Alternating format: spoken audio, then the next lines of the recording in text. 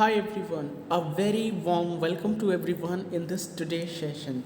And yep, today we are going to see the next poetry of our ISC class 11th or 12th Rhapsody, poetry number 5, that is The Strange Meeting. Strange Meeting by Wilfred Owen is a very interesting poem written by Wilfred Owen. Now, this poem contains a lot of very ridiculous things, a lot of very strange things as well. We're going to see the suffering, the mourning of the pupil, the crying, and we are going to see the consequences of the revolt of a war. Since this poem tells us about war, that's why this poem is a war poem. Okay, this poem is known as the war poem. I'll tell you each and everything regarding this poem. Okay, let's first understand what is the meaning of the strange meeting. At the first sight, when you have seen this title strange meeting, you find it very weird. Obviously you find yourself very strange that what is that, है ना. So strange meeting का मतलब है very weird meeting, क्योंकि ये meeting अर्थ पर नहीं होती है, ये मीटिंग किसी जो दो जिंदा लोगों के बीच में नहीं होती है, ये मीटिंग होती है दो मरे हुए लोगों के बीच में. और कहाँ पर? हेल में. हेल मीन्स नर्क में. ओके, इन द हेल में ये मीटिंग चल रही है दो लोगों की. आप देख सकते हैं ये पोर्ट्रेट. इस पोर्ट्रेट को देख के आपको समझ आ जाएगा दे आर टू गोस्ट, दो भूत बैठे हुए हैं and they are doing a meeting, isn't it. So आप इससे रिलेट कर सकते हैं इस टाइटल को, आप बहुत अच्छी तरीके से समझ आ जाएगा. स्ट्रेंज मीटिंग क्यों कहा गया है? क्योंकि इन दोनों दो लोगों की मीटिंग्स जो है, अभी वो दो लोग मैं आपको बताऊंगा कौन है, किस तरीके से क्या हुआ, वो सब मैं अभी आपको बताऊंगा. पर आप इतना अभी समझो कि दो लोगों के बीच की मीटिंग जो है वो धरती पर जिंदा लोगों में नहीं चल रही है. It is on the hell, it is in the hell between two dead people who are already dead.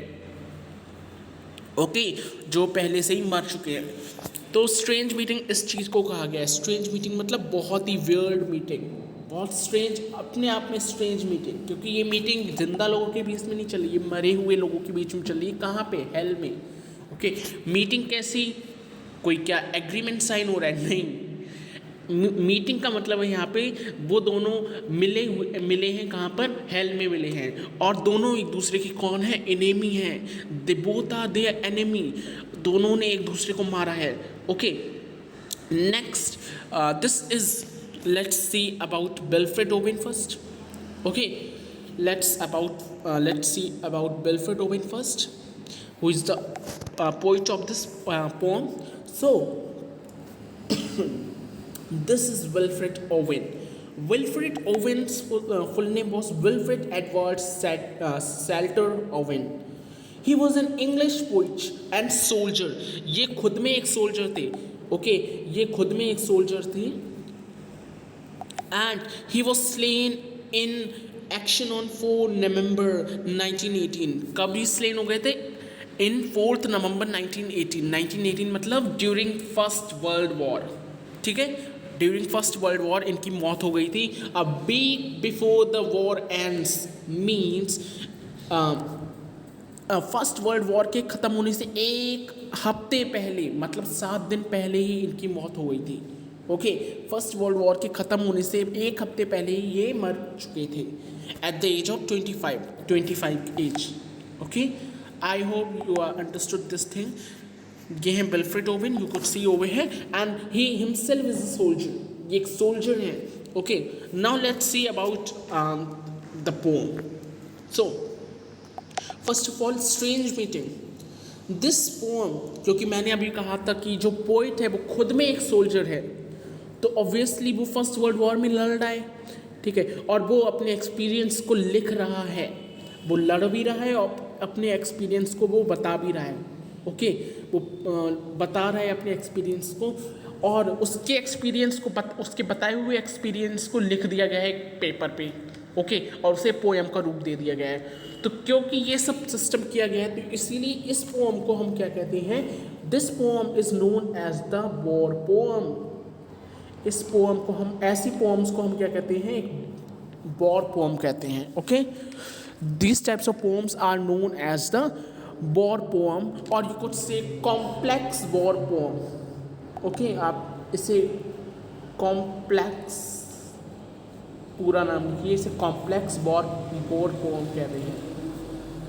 ये एक ऐसी पोएम होती है जो पोइट या राइटर खुद लिखता है ड्यूरिंग द वॉर. वो मतलब अपनी आंखों से वॉर को देख रहा है, लड़ाई को लड़ते हुए देख रहा है, और वो पोएम को अपने पेपर पे लिख रहा है.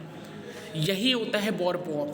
ठीक है, वॉर पोएम मतलब लाइव इंटरेक्शन जब होता है वॉर से. ठीक है, और वो जो पोइट है वो लिख रहा है वॉर को देखते हुए, वो देख रहा है सामने वॉर हो रही है और वो लिख रहा है उस वॉर को. ओके, अपने पेपर पे. This type of poem is known as the complex war poem.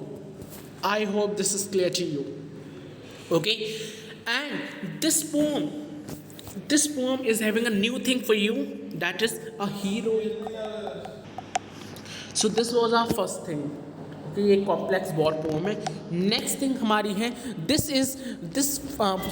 entire poem follows a new pattern that is known as the heroic couplet. Okay, उसका नाम क्या है, heroic couplet. अच्छा, आप कपलेट तो जानते हैं ना, जोड़ा, पेयर. कपलेट का मतलब होता है पेयर. ओके, 2 लाइन्स का कपलेट मतलब पेयर.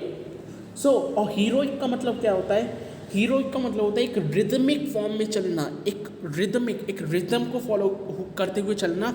और यहाँ पे मैं लिख देता हूँ, या रुको just wait. Okay, heroic couplet का मतलब होता है एक रिदमिक फॉर्म में चलना. ओके, और कपलेट का मतलब होता है 2 lines of poem, pair of poem.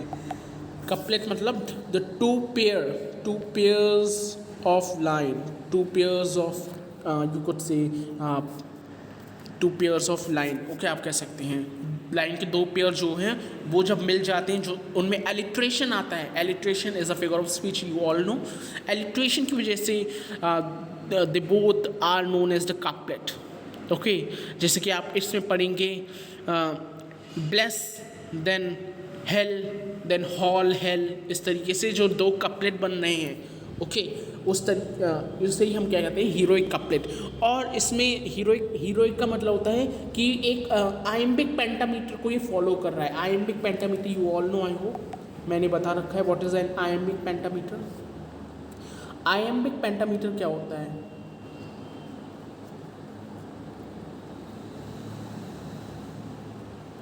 देखो इतना डीप में आपको जाना नहीं है, बट मैं बता देता हूँ what is an iambic pentameter. Slow and fast motion of a line.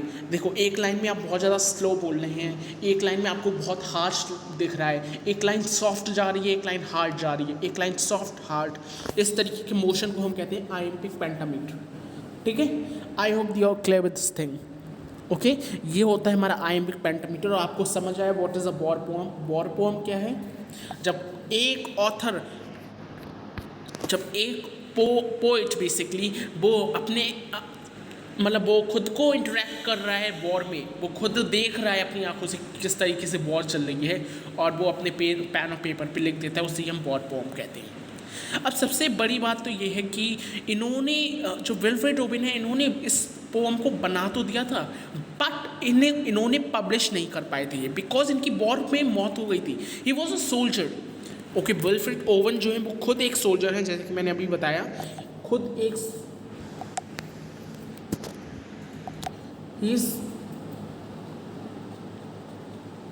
वो खुद एक सोल्जर हैं. और सोल्जर इनकी जो है फर्स्ट वर्ल्ड वॉर में, जैसे कि हमने अभी पढ़ा था, 1 हफ्ते पहले इनकी फर्स्ट वर्ल्ड वॉर में डेथ हो जाती है. तो ऑब्वियसली, क्योंकि अब देखो ये लड़ाई लड़ रहे हैं तो ये पोएम तो कर नहीं पाएंगे, पोएम तो ये लिख नहीं पाएंगे, तो इन्होंने पोएम ऑब्वियसली नहीं लिखी होगी. इन्होंने बस पोएम को बता दिया था, पब्लिश ये नहीं कर पाए थे. He just wrote in his own diary. Okay, इन्होंने सिर्फ अपनी डायरी में उस पोएम को लिखा था, पर उन्होंने पब्लिश नहीं कर पाए थे वो, क्योंकि उनकी मौत हो गई थी. तो पब्लिश इनकी पोएम को किसी और ने किया है. ओके, पब्लिश इनकी पोएम को किसी और ने किया है. और देखो इनकी जो डेथ हुई थी वो कब हुई थी, फर्स्ट वर्ल्ड वॉर के ख़त्म होने से एक हफ्ते पहले। मतलब आप कह सकते हैं कि जब फर्स्ट वर्ल्ड वॉर कब चली थी, फर्स्ट वर्ल्ड वॉर का टाइम पीरियड ड्यूरेशन देखो, फर्स्ट वर्ल्ड वॉर WW1 मतलब फर्स्ट वर्ल्ड वॉर का टाइम पीरियड था, आपने हिस्ट्री में पढ़ा होगा। ओके अभी 10th क्लास की हिस्ट्री में पढ़ा होगा ना, दैट 1914 28 जुलाई 1914 को ये वॉर जो है वो स्टार्ट हुई थी। ओके एंड 11 नवंबर 1918 को ये वॉर ख़त्म हुई थी। तो विल्फ्रेड ओवेन की डेथ कब हुई थी, 1918 को इनकी डेथ हो गई थी।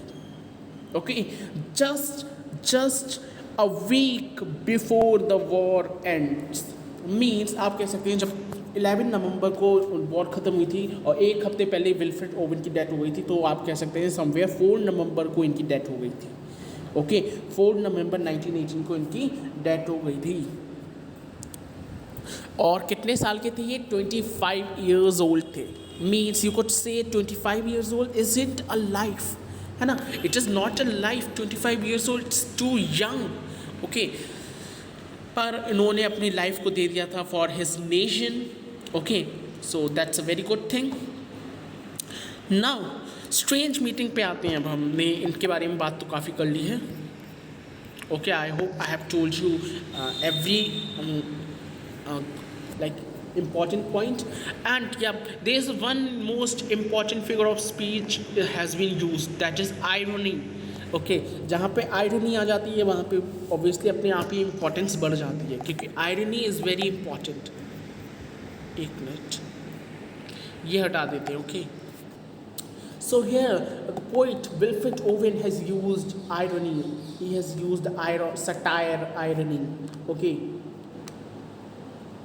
आयरनी क्या है, इसमें आयरनी है जब जो डेड पर्सन है ओके वो अपने ही किलर से ही use to set the French, means the dead person speaks and he was saying to his own enemy as friend, he is denoting his own enemy as a friend, that is called irony. And irony मतलब जब आप देखेंगे poem में there's a line that strange friend I said there's no cause of mourn, मतलब strange friend जो वो दुश्मन है।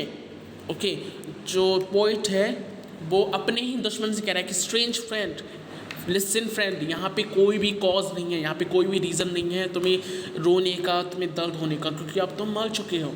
तो आप खुद ही सोचो अपने ही एनिमी से, अपने ही लाइक opposite team member से he's saying as he's like denoting him as a friend, वो उसी से friend कह रहा है। That's why this statement is ironical in nature and that's why this entire poem is ironical.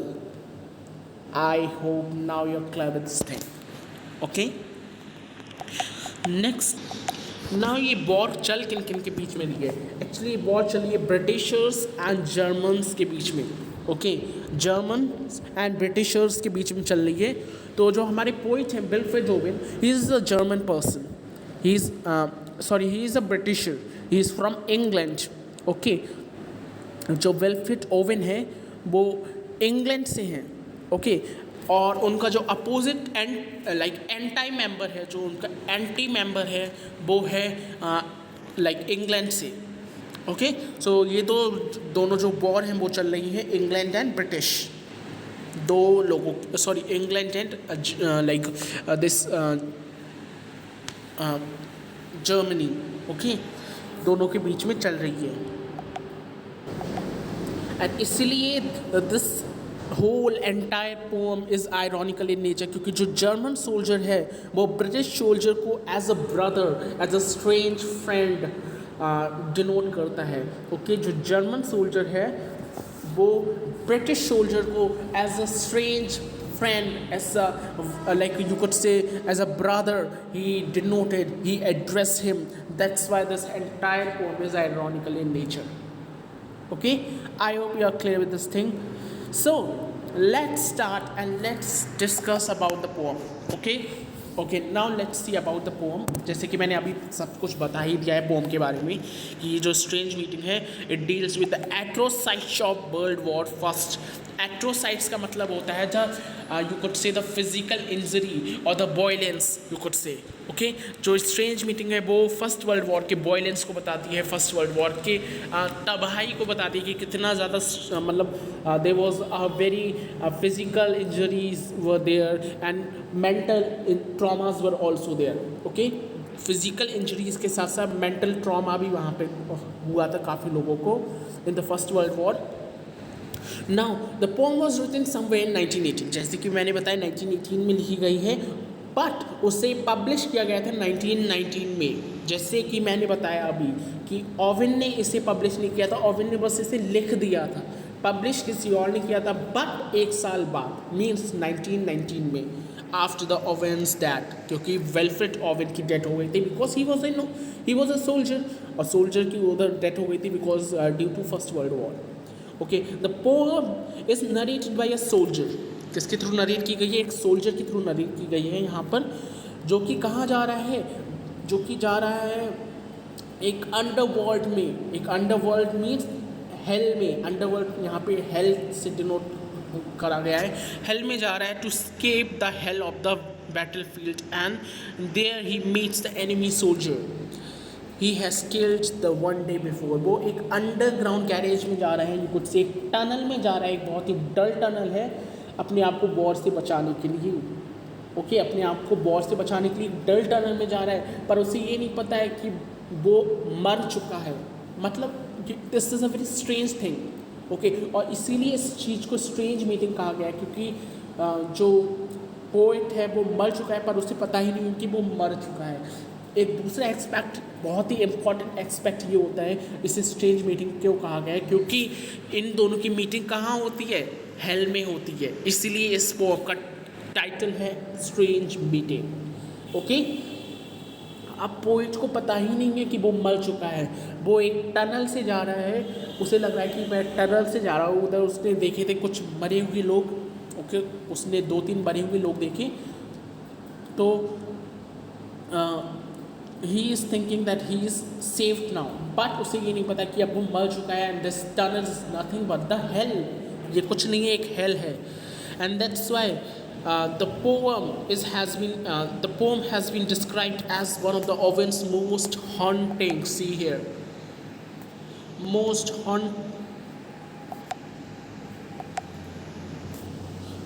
haunting and complex war poem। ये Wilfred oven की one of the most haunting means the spooky।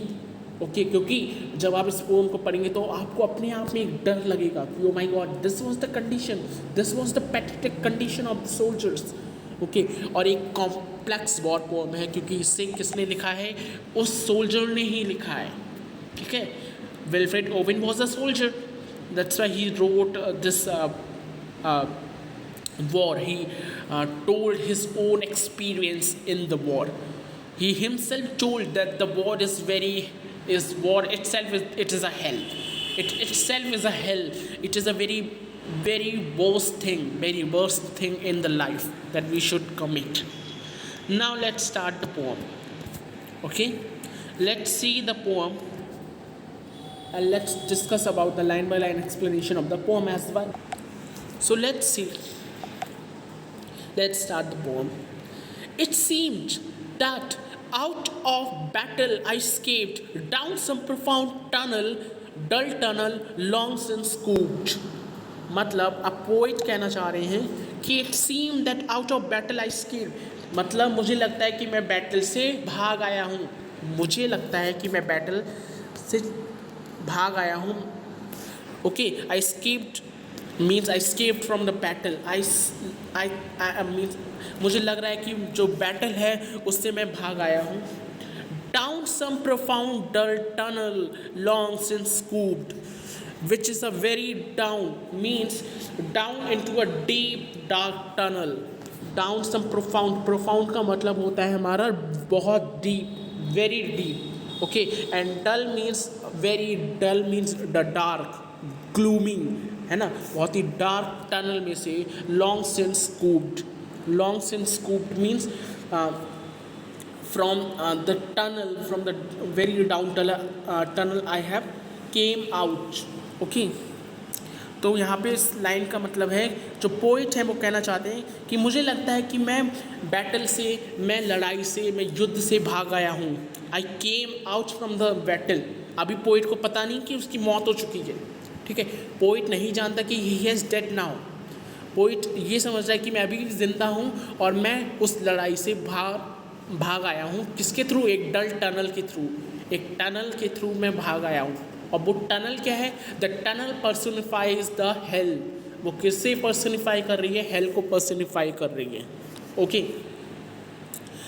Next, through granites which titanic wars had groined means through a tunnel. Granites का मतलब होता है through a tunnel, मतलब कहना चाह रहे हैं कि through granites which titanic war has groined, मतलब उस टनल से मैं भाग आया हूँ जो कभी टाइटैनिक वॉर्स का मतलब होता है बहुत ही ज़्यादा ह्यूज वॉर्स। ओके, टाइटैनिक का मतलब होता है बहुत ह्यूज वॉर्स से जो बनी हुई हैं। ओके, जो कि कभी बहुत पहले युद्ध हुआ होगा, उस युद्ध में जो टनल बनी थी उस टनल से ही मैं मतलब बाहर आया हूँ। Okay, yet also their encumbered sleepers groaned too fast in though or dead to be bestirred। और फिर भी टनल में मैंने काफ़ी सारी लोगों को देखा था जो कि रो रहे थे, चिल्ला रहे थे, तड़प रहे थे दर्द से। ओके, ऐसा लग रहा था कि या तो ये बहुत गहरी नींद में सो गए हैं या फिर ये मर चुके हैं बहुत पहले से। बिस्टर्ड का मतलब होता है बहुत पहले से ही। Okay, dead to be bestirred means बहुत लंबे समय से ही मर चुके हैं।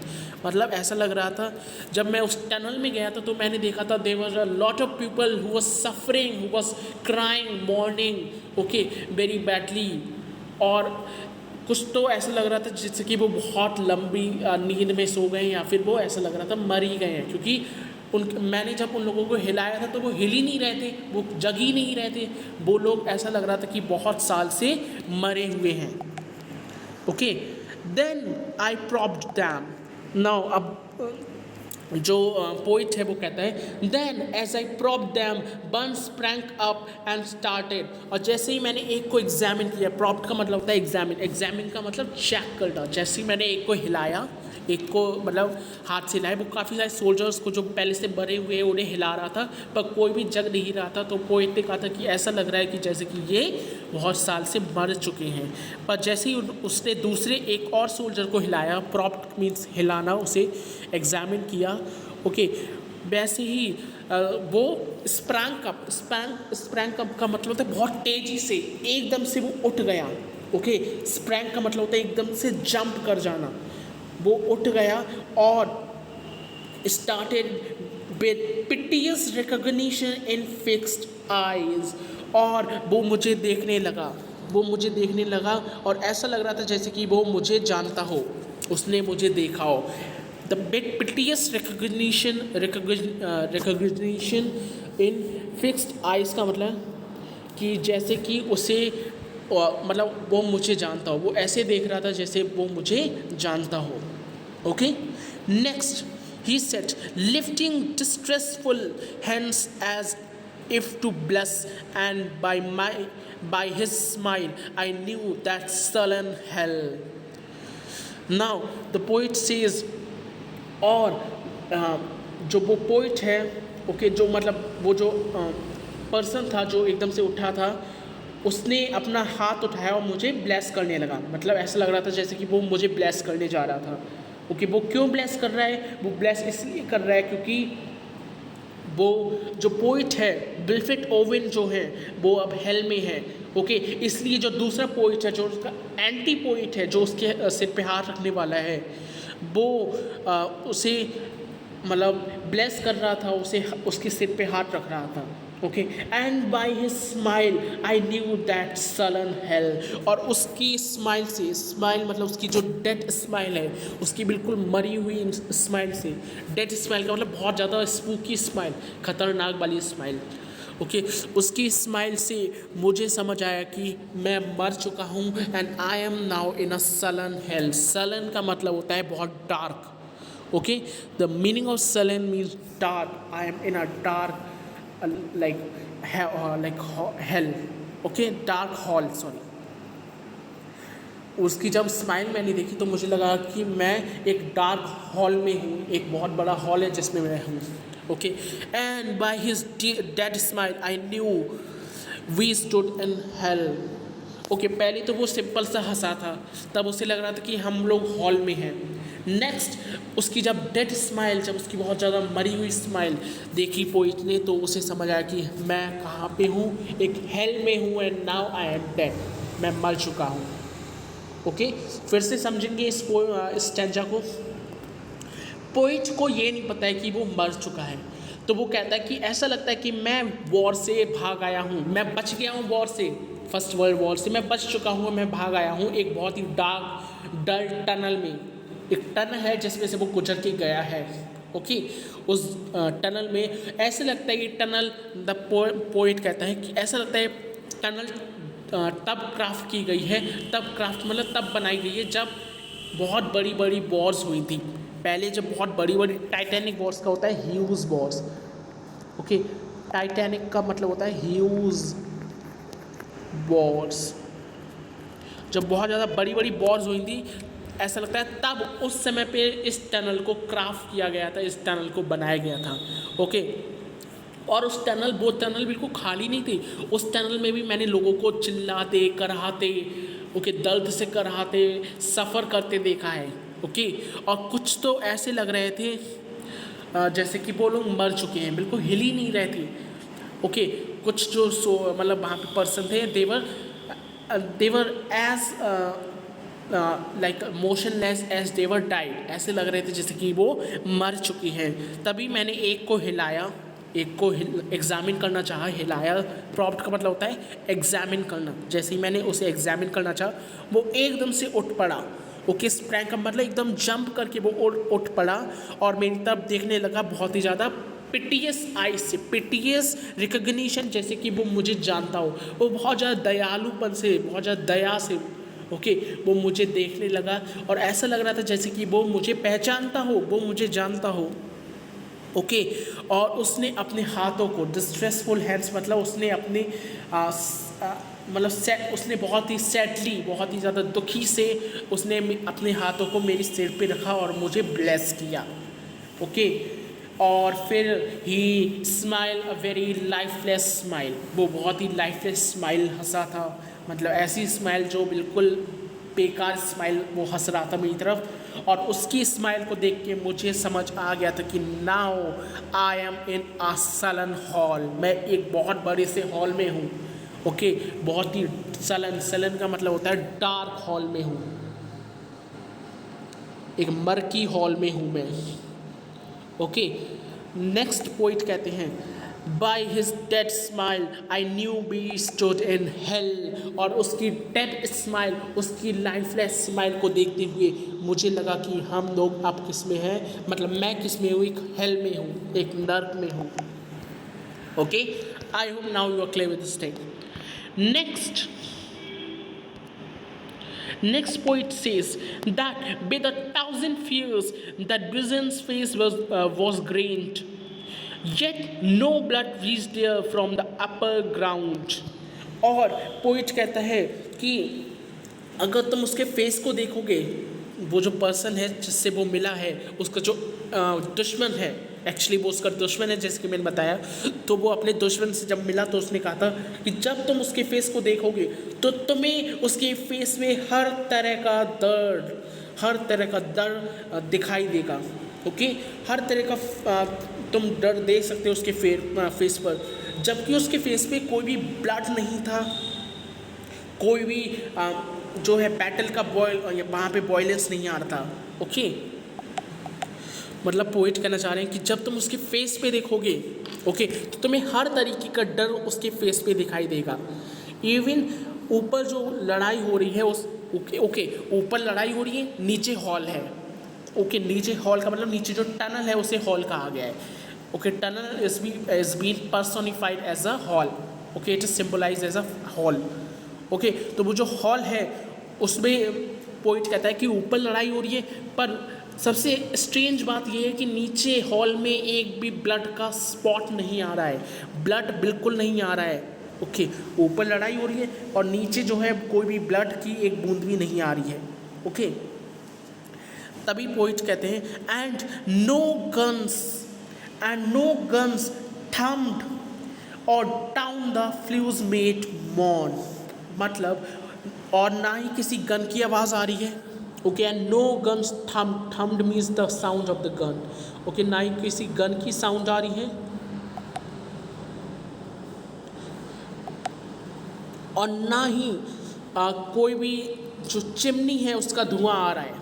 ओके, ना ही किसी गन की साउंड आ रही है और ना ही किसी चिमनी में से कोई स्मोक आ रहा है, उधर पास में कोई चिमनी होगी।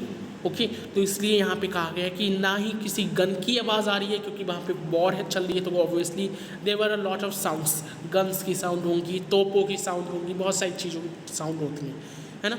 तो पोइट कहते हैं कि अजीब बात तो ये है कि टनल में किसी की आवाज़ सुनाई नहीं दे रही है, ना ही गन की आवाज़ आ रही है और ना ही चिमनी में से धुआं आ रहा है, वो दिख रहा है। क्यों नहीं दिख रहा है? क्योंकि वो टनल में है ही नहीं, वहाँ पे कोई टनल थी ही नहीं। वो टनल कहाँ है? वो हेल में है एक टनल, मतलब पोइट जो है वो मर चुका है, उसे यही नहीं पता कि वो मर चुका है। ओके, और पोइट की सबसे अजीब बात है, जिससे वो बात कर रहा है, जिससे वो सब बता रहा है, वो उसका इनेमी है, पर पोइट को अभी ये पता ही नहीं कि वो उसका इनेमी है। ये बाद में पता चलेगा, लास्ट में पता चलेगा पोइट के। Now here he use the irony, ये सेंटेंस जो है वो आयरॉनिकल नेचर का है। सॉरी, आयरनी की स्पेलिंग हमेशा मुझसे गलत होती है।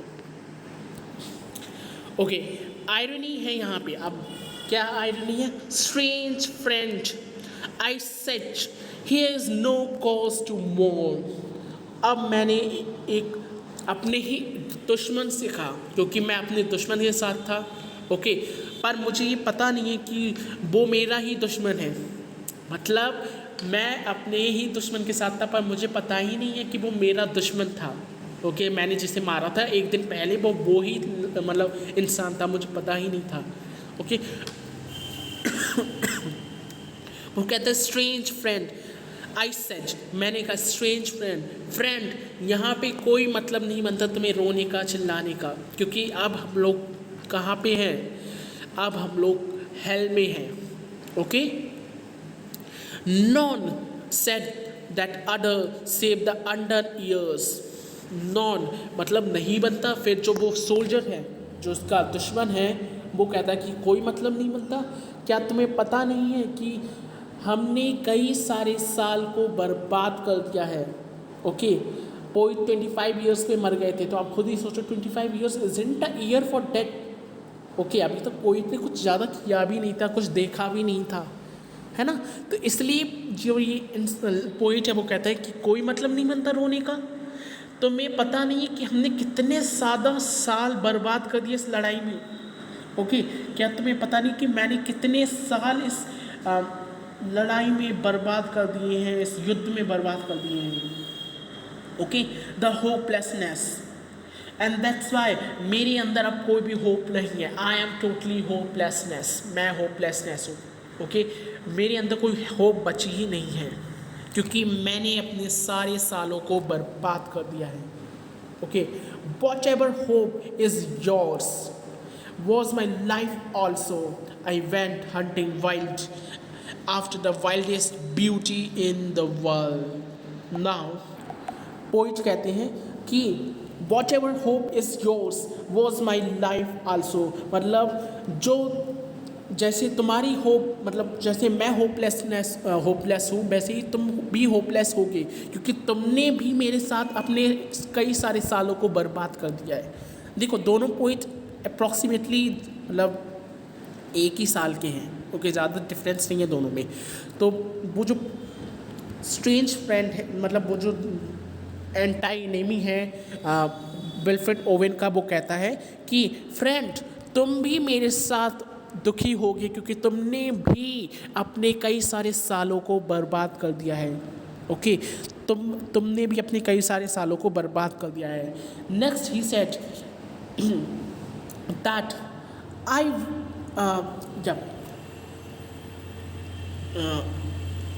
went hunting wild and after the wildest beauty in the world.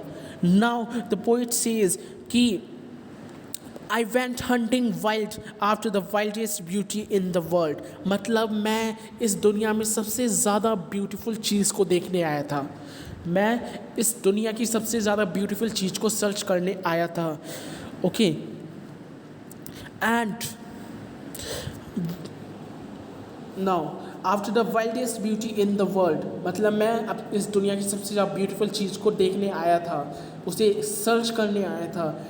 Which lies not calm in eyes और braided hair but mocks the steady running of the hours. जो कि ना ही किसी की आँखों में है, ना ही किसी की काम आँखों में है. ओके. वो जो ब्यूटी मैं सर्च करने आया था इस दुनिया में, वो ना ही मुझे किसी की आँखों में मिली और ना ही किसी की लंबे बालों में मिली. मतलब कहना चाह रहा है कि वो जो ब्यूटी है ना ही वो किसी के काम आइज़ में थी और ना ही किसी के ब्रेडेड हेयर मतलब ब्यूटीफुल हेयर्स में थी वो जो ब्यूटी थी. But मॉक्स the steady running of the hours. And the poet want to say that poet कहना चाह रहे हैं but mocks the steady running of the hours. और वो जो ब्यूटी है, ओके, वो जो ब्यूटी है वो मतलब उस ब्यूटी को टाइम भी अफेक्ट नहीं कर सकता. उस जो ब्यूटी है जो मैं सर्च करने आया था इस अर्थ पर, उस ब्यूटी को तो टाइम भी अफेक्ट नहीं कर सकता. जैसे कि और ब्यूटीज़ होती हैं वो टाइम टू टाइम फेड होने लगती हैं. Okay. Time by time fade होने लगती हैं. तो पोइट कहना चाह रहे हैं कि मैं ऐसी ब्यूटी को देखने आया था जो कभी फेड ही ना हो. ओके. जो कभी फेड ही ना हो, वो टाइम भी उसका कुछ ना बिगाड़ पाए. And if it grieves richlier than here. और अगर वो जो ब्यूटी है, ओके, जिस ब्यूटी की मैं बात कर रहा हूँ, अगर वो ब्यूटी अगर नाराज़ हो जाती है, ओके, अगर वो ब्यूटी गुस्सा हो जाती है, तो ये जो तबाही अभी हो रही है, ये जो वॉर अभी चल रही है, ये तो कुछ भी नहीं है उस ब्यूटी के नाराज़ होने से. इस वॉर से भी बहुत ज़्यादा बड़ी क़यामत आ सकती है अगर वो ब्यूटी नाराज़ हो गई तो. मतलब कहना चाह रहे हैं कि मैं जो संसार है, मैं इस वर्ल्ड में एक ब्यूटी को सर्च करने आया था और वो ब्यूटी ना ही किसी के लंबे बालों में है, ना ही किसी के काम आइज़ में है. वो ब्यूटी है, वो ब्यूटी ऐसी ब्यूटी है जो कभी भी फेड नहीं हो सकती, कभी भी नहीं ढल सकती. वो हर टाइम हमेशा ऐसी ही रहेगी. ओके. और वो ब्यूटी अगर सैड हो जाएगी, अगर वो ब्यूटी सैड हो जाती है तो लाइक ये जो सैडनेस अभी हो रही है ना वॉर में, उस सैडनेस से कई ज़्यादा बड़ी सैडनेस आती है.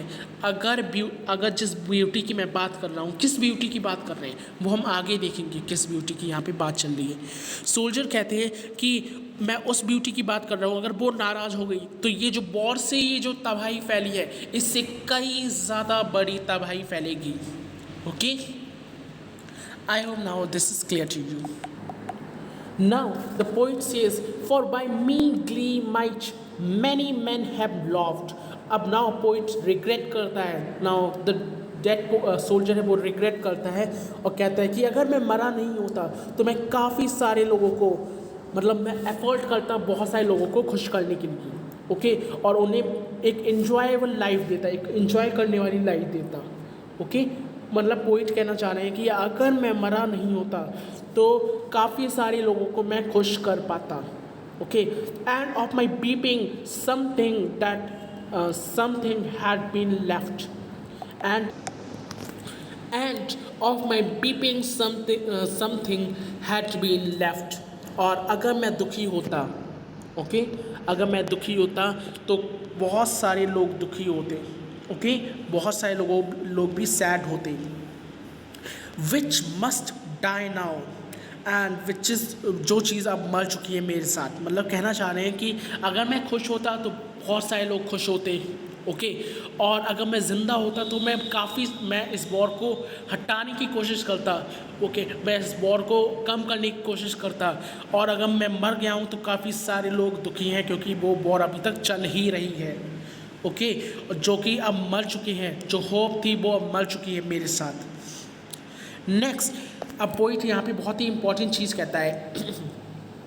I mean the truth untold, the pity of war, the pity war distilled. अब पोइट कहता है कि I mean the truth untold, मतलब मैं सच की बात कर रहा हूँ। ओके, मैं सच की बात कर रहा हूँ, और सच ये है कि जो वॉर होती है, वो वॉर जो होती है, that is very horrible, that war is very horrible.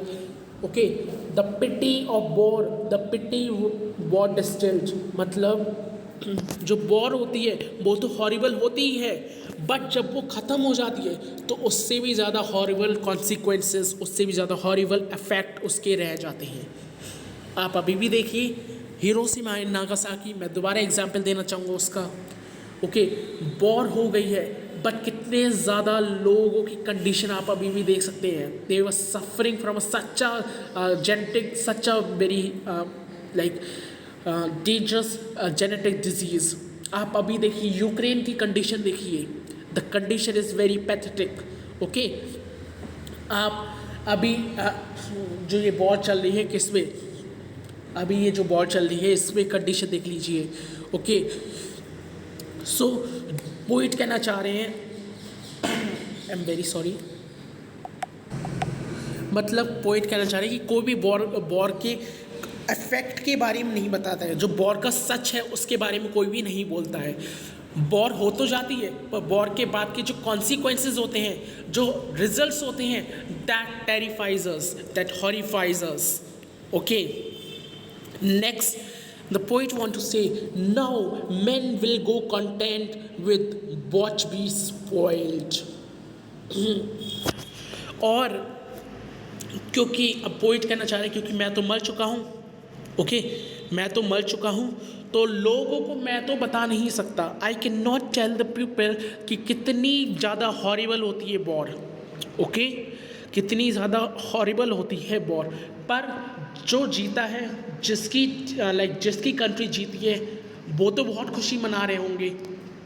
मतलब पोइट कहना चाह रहे हैं कि क्योंकि मैं अब मर चुका हूँ तो मैं अब लोगों को नहीं बता सकता कि कितने ज़्यादा हार्म कॉन्सिक्वेंसेस हम लोगों को होने होते हैं, है ना। पर जो लोग जीते हैं, जिसकी कंट्री जीती है, वो लोग तो बहुत खुश हैं क्योंकि वो उनकी जीत हुई है और वो लोग खुशी मना रहे हैं इस चीज़ की। पर वो लोग ये नहीं जानते कि ये जो खुशी है वो कितनी ज़्यादा लोगों की जान लेकर आई है ना। मतलब उस टाइम पे उन्हें खुशी दिखती है, पर वो जो डिस्ट्रक्शन होता है, वो जो इफेक्ट होते हैं, वो जो र्यूमनेस होती है, वो जो डैमेज होती है हर चीज़ का, even the DNA of humans use to damage. Okay, वो जो कंडीशंस होती हैं वो उसके बारे में कोई बात नहीं करता। ओके, मतलब ये लाइन बहुत ही इम्पोर्टेंट है। मतलब कहना चाह रहे हैं कि कोई भी जो मैन है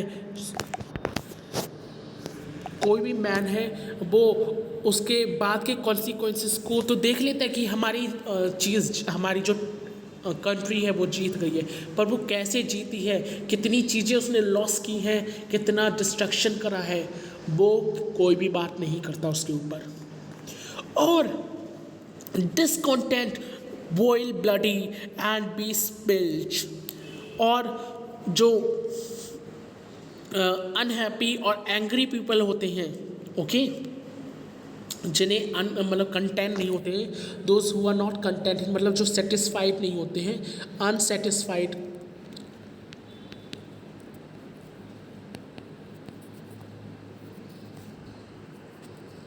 पर्सन्स होते हैं, वो अभी भी लड़ रहे होते हैं क्योंकि उन्हें सेटिस्फैक्शन नहीं मिला होता है। ओके, वो लोग अभी भी लड़ रहे होते हैं, no matter how what will be the condition after condition of the war, no matter what will be the situation of the country, कुछ नहीं, वो जब तक नहीं जीते होते हैं, जब तक उनका पेट नहीं भर गया होता है, तब तक वो लड़ते रहते हैं। जैसे कि आप अभी भी देख लीजिए, यूक्रेन की लड़ाई अभी भी शांत नहीं है। क्यों? क्योंकि उनका पेट ही नहीं भरा है, वो लोग जीत ही नहीं पा रहे हैं, है ना। उन्हें क्या चाहिए? उन्हें जीत चाहिए, पर वो जीत उन्हें मिल नहीं रही है, तो वो शांत नहीं है। ओके, चाहे वो कितनी भी जाने जाए, चाहे कितनी भी डिस्ट्रक्शन हो। Okay, next the poet says that or discontent boil bloody and be spilled. ये मैंने बता दिया आपको कि चाहे कितने भी लोग हो, चाहे कितने भी जाने जाएं, पर जब तक उन्हें जीत नहीं मिलती है तब तक वो शांत नहीं बैठते हैं, है ना। Next, they will be swift with swiftness of the tigress. Now poet want to say that, और वो लोग तब तक लड़ते रहते हैं, they will be swift with swiftness of the tigress, no one will break ranks though nations trek from progress.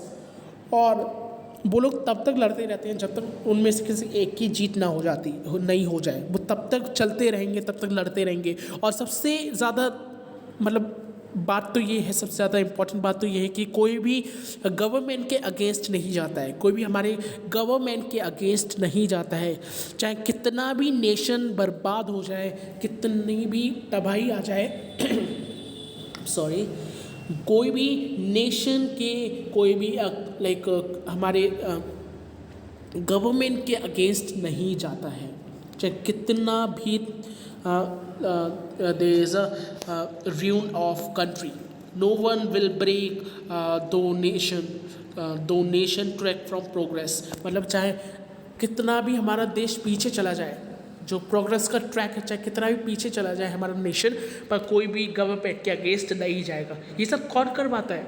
Obviously government करवाती है ना। ऑफ कोर्स गवर्नमेंट ये सारी ऑर्डर्स देती हैं, तभी ये सब होता है, इजंट इट। तभी जो पॉइंट है वो कहना चाह रहे हैं कि चाहे कितनी भी तबाही आ जाए, पर कोई भी, सबसे इम्पॉर्टेंट बात तो ये है कि कोई भी गवर्नमेंट के अगेंस्ट नहीं जाता है, ओके। कोई भी उस गवर्नमेंट के अगेंस्ट नहीं जाता है, चाहे जो हमारा देश है वो कितना भी पीछे चला जाए। ऑफ कोर्स जब भी हम वॉर करते हैं, जब भी हम डिक्लेयर करते हैं वॉर को, ओके, तो वॉर लड़ने से हमारा कितना जो वर्ल्ड होता है वो पीछे चला जाता है ना। जो प्रोग्रेस होती है वर्ल्ड की, जो प्रोग्रेस होती है कंट्री की, बेसिकली वो कितनी पीछे चली जाती है ना। तो इसलिए पॉइंट कहना चाह रहे हैं कि चाहे कितनी भी हमारी कंट्री पीछे चले जाए, पर कोई भी गवर्नमेंट के अगेंस्ट नहीं बोलता है, okay. Next point want to say that courage was mine and I had mystery, wisdom was mine and I had mastery। मतलब पोइट कहना चाह रहे हैं कि जब तक मैं जिंदा था, ओके, जब तक मैं जिंदा था तब तक मुझे वॉर का नेचर पता था। I was quite enough, means I am in courageous enough and wisdom enough to knew the nature of the war. मैं वॉर का नेचर जानता था, ओके, और इसलिए मैं मतलब बहुत ज़्यादा करेजियस बनता था, ओके। पर नाउ अब मैं मर चुका हूँ, तो मैं जितने भी फेक आइडियल्स, ब्रेवरी है, जितनी भी मैं ब्रेवरीज जो दिखाता हूँ, ओके, ऊपर से, वो उन सारी फेक ब्रेवरीज से मैं मुक्त हो चुका हूँ, मैं फ्री हो चुका हूँ। मतलब कहना चाह रहे हैं, ये लाइन बहुत ही इंपॉर्टेंट है, ये दोनों लाइन, कि जब तक मैं ज़िंदा था तब तक मैं फेक ब्रेवरी दिखाकर लोगों से लड़ता था। ऑब्वियसली हम लोग ब्रेवरी कैसी दिखाते हैं? फेक ब्रेवरी दिखाते हैं कि वो है ना, हम मारेंगे उसे। पर अब पोइट कहता है कि अब मैं क्योंकि मर चुका हूँ, तो अब मैं इस आइडियल ब्रेवरी से भी फ्री हो चुका हूँ। मतलब कहना चाह रहे हैं कि जब तक मैं जीवित था तो मैं लोगों से लड़ता था, क्यों? अपनी ब्रेवरी को दिखाने के लिए, अपनी नेशन की ब्रेवरी को दिखाने के लिए। पर क्योंकि अब मैं मर चुका हूँ, तो अब मुझे कुछ नकली काम करने की कोई ज़रूरत ही नहीं, क्योंकि अब तो मैं मर ही चुका हूँ, okay. Next, here poet says that to miss the march of this retreating world. Now poets want to say to miss the march of this retreating world into vain citadels that was not walled। और मैं नहीं देखना चाहता, मतलब war, मैं नहीं देखना चाहता कि वॉर से की वजह से हमारा जो वर्ल्ड है, हमारा जो संसार है वो पीछे जाए, है ना, to miss the march of this retreating world into vain citadels that are not built। मतलब कहना चाह रहे हैं कि मैं नहीं देखना चाहता कि हमारे जो वॉर्स हैं उनकी वजह से हमारा जो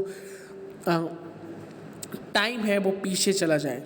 okay, next, then when much blood had clogged their chariot wheels। Now poet want to say that then when much blood had clogged their chariot wheel, मतलब और अगर जो व्हील हैं वॉर के जो व्हील्स हैं वो ब्लड से क्लॉग्ड हो गए हैं।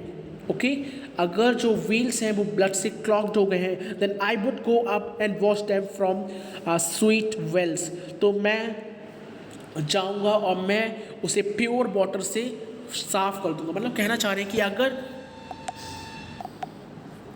पोइट कहते हैं कि अगर जो व्हील्स हैं, ओके, जो व्हील्स हैं वो ब्लड से क्लॉग्ड हो गए हैं, वो मतलब जो ब्लड कई सारे ब्लड बहे हैं उनसे जो हमारा व्हील है जो वो क्लॉग्ड हो गया है।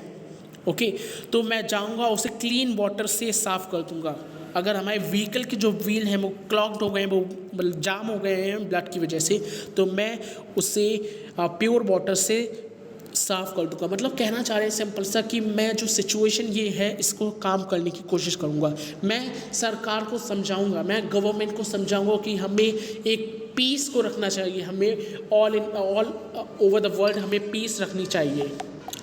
और इसीलिए हमारी कई सारी आप देख सकते हैं Germany has signed the peace treaty and there were many peace treaties had been signed after the first world war, है ना।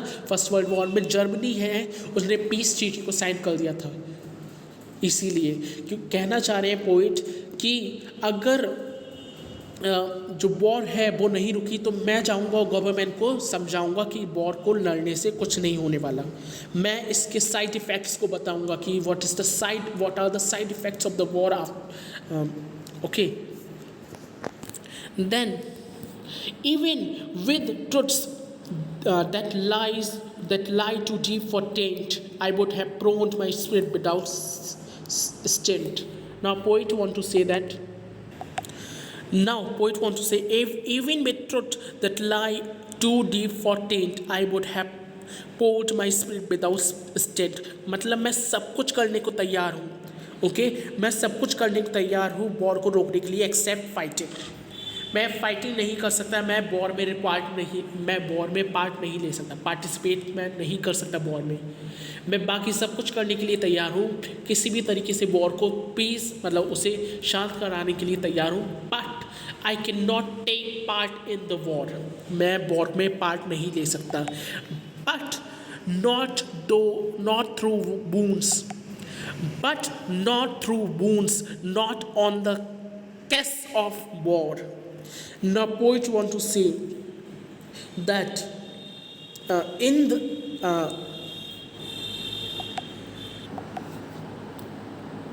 but not the wound, not on the cess of war। Okay, और मैं आज के बाद वॉर में participate भी नहीं करूँगा। ओके, मतलब पोइट कहना चाहते हैं कि ना ही वॉर में पार्टिसिपेशन होगा और ना ही फिर वॉर आगे चलेगी। ओके, मैं फाइटिंग नहीं कर पाऊँगा, मैं फाइटिंग कर ही नहीं सकता। Then he said, foreheads of men have bled when no wounds were। और जो लोग हैं, ओके, उनकी जो foreheads है, दे आर जो काफ़ी सारे लोग हैं वो ना ही सिर्फ लाइक फिजिकल इंजरी से परेशान है, but they are also suffering from a mental trauma. Okay, they are also suffering from the mental trauma.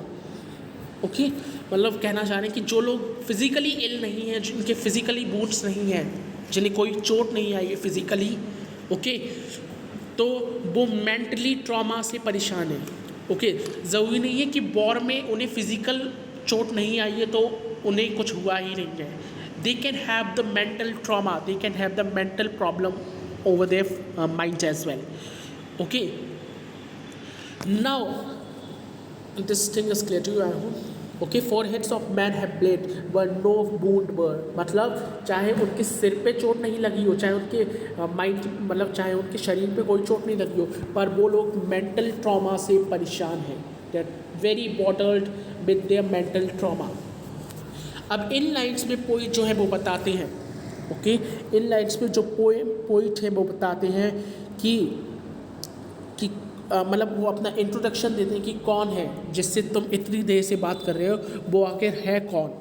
So he said that I am the enemy you killed my friend, I knew you in this dark for so you frowned yesterday though me as you jabbed and killed, मतलब कहना चाह रहे हैं कि मैं वो ही enemy हूँ तुम्हारा friend, I am your enemy जिसको तुमने कल मारा था,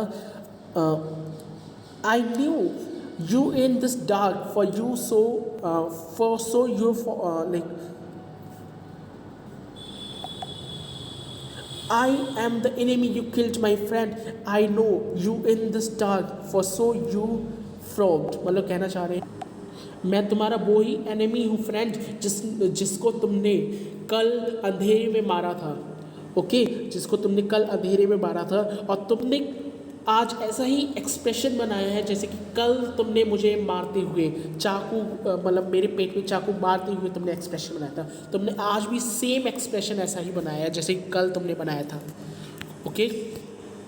now yesterday through me as you jabbed and killed I prayed but my hands are bloated and cold, let us sleep now, okay.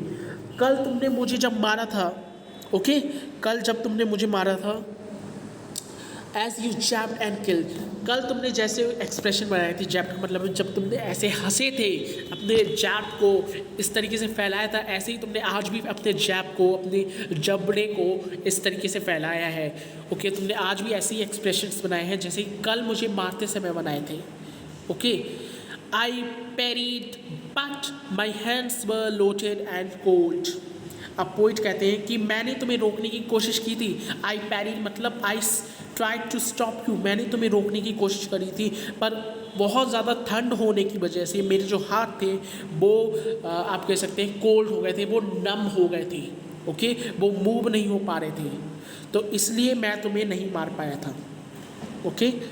Now he said let us sleep now, मतलब कहते हैं let's go friend, let us sleep now, let's sleep in the hello now, okay. और यहीं पे हमारी pome जो है वो ख़त्म हो जाती है, okay. So I hope you are clear with this poem, this was quite big poem but it was important and interesting poem as well, okay. So I hope this poem is clear to you. If you love this video then don't forget to give this video a big thumbs up, subscribe my channel and press the bell icon now, okay. So that's it, bye bye, stay tuned for more videos and bye guys, yeah.